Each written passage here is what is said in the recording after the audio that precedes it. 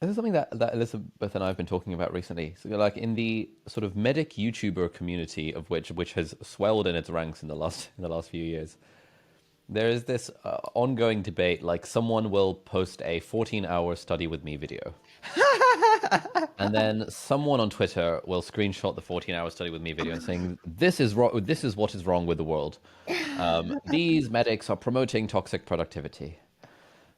And it's like a bizarre state of affairs where, on the one hand, you're told to be authentic and to be the real you. And if you're a medical student and a YouTuber, then obviously you do, you know, obviously you hustle quite hard because it's hard to be a medical student and a YouTuber and stuff at the same time.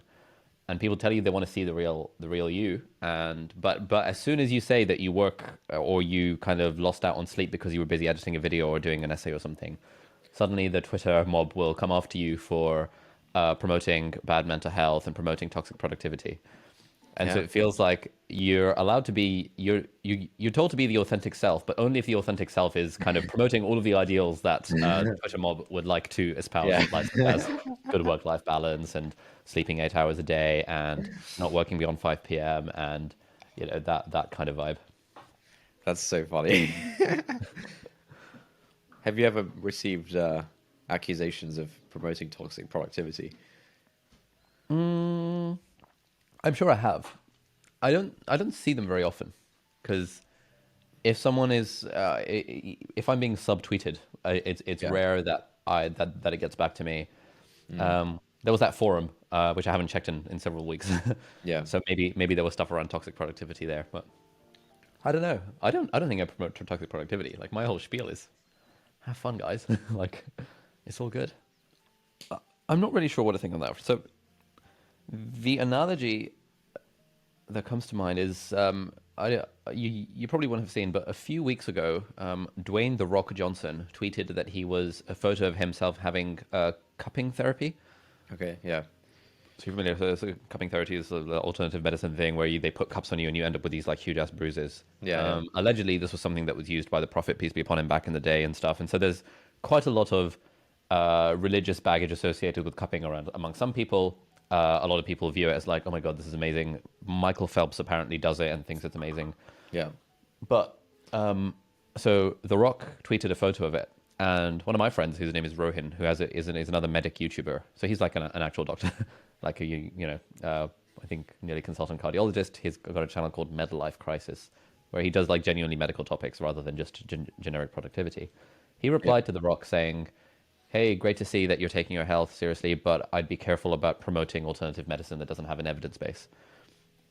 And he just posted that, and The Rock gets zillions of replies to his tweets. But Yeah. The Rock replied to this guy's tweet, Really nice. saying something to the effect of, "Hey man, I'm just sharing what I was doing. No need to hate on it. Like you do you, I'll do me. That kind of thing. Good vibes all around. That kind Yeah. of vibe." And then Rohin's point, which he replied and then made a subsequent video about, was, yes, you do you, but given that you have such a big platform, there is a level of responsibility on you to think about how even the stuff that you do implicitly promotes that stuff. Yeah. And if you're implicitly promoting something that doesn't have any evidence around healthcare and stuff, like around the sort of alternative medicine thing, that could be potentially problematic. And just think about it a little harder. Yeah. And I was thinking about that when it comes to this kind Did of Rob medics reply to that? promoting. Or, Rob didn't reply after that. No, he didn't reply after that, sadly. Okay. I think it's a good point. It's like this balance of, you know, let's say I work 18 hours a day. Is it acceptable for me to make a vlog talking about how I work 18 hours a day? Because it would promote people thinking that, oh, I should be working 18 hours a day, which is not generally the sort of advice I would want to give. Or what is that, like deontology or something, where it's like or work or Kantian ethics, where it's like operate on the maxim that everyone will do the thing that you're doing. Right. And if you'd be okay with everyone doing it, it makes it morally right. And if you wouldn't, it makes it morally wrong. It's like, it feels like there's an element of that, which comes up against the be yourself, show your authentic self, all that kind of stuff. So Yeah. I think when most people think about the Twitter mob and think about this stuff, it's sort of presented in a way that like something has gone wrong if this is where we're ended up. Where like if you make a video about how you work 18 hours a day, then the Twitter mob goes after you. And even when you're framing this discussion right now, you're framing it as if we're in some kind of failure mode here, where you sort of you can't be your authentic self. You know, the Twitter mob wants you to be your authentic self, but then when you're authentic about certain things and they're not a fan. Mm. I mean, there's also the possibility that this isn't a failure mode, and everything is working as intended. Like if people think you're doing something wrong, they'll they'll call you out on it, and you can have a discussion about it, and you can decide how to handle it. Mm. And sometimes you'll conclude actually the mob is correct, and I will no longer do this thing. And sometimes you'll conclude, screw the mob. I'm gonna continue making these videos, and that seems like it seems like a decent state of affairs. Like people giving each other Yeah. feedback, having discussions. Like, Yeah, I mean, it's not terrible. I think generally the Twitter mob is less about opening up a dialogue and more about, this is what is wrong with the world, subtweeting someone, not tagging them, not linking the video, so they won't even know that they're being talked about yeah, necessarily, unless someone be like, oh, by the way, do you realize your video was screenshotted in that tweet, which then somehow got like 18,000 retweets from doctors all around the world? You're like, oh shit, okay, wow.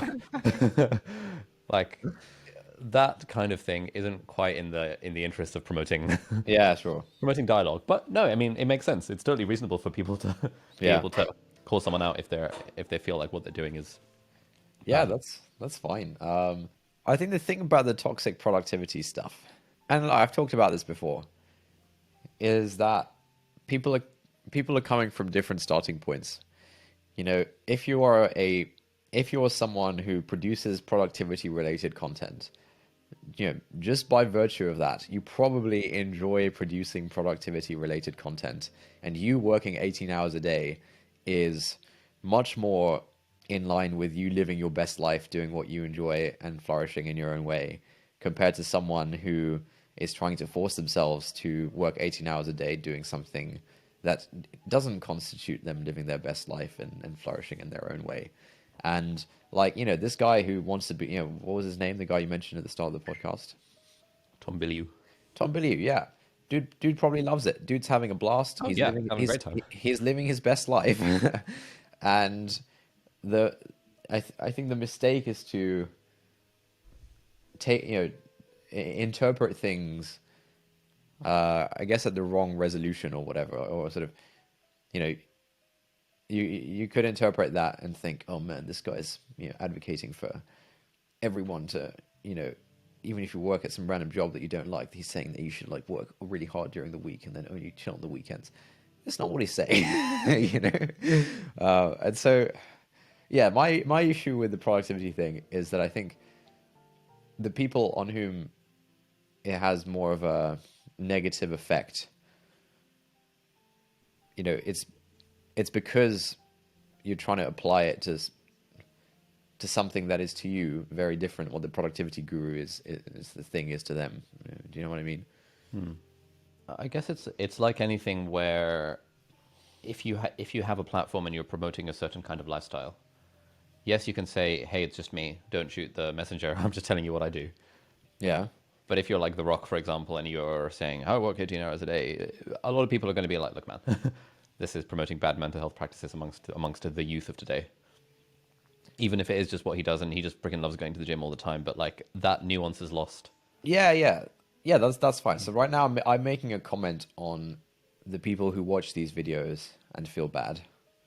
Okay, and then there's a separate, and I'm trying to say this is where they're kind of missing the point and kind of taking things in the wrong way. Right, so that's one thing. And then, yeah, the other thing is, if there are tangible negative effects of what you're doing, then you should probably think about it a bit and, caveat, just caveat things. Say at the start of a video, hey man, I'm Dwayne the Rock Johnson, and And this is what I'm I not saying. yeah, and maybe there is a need for some caveating.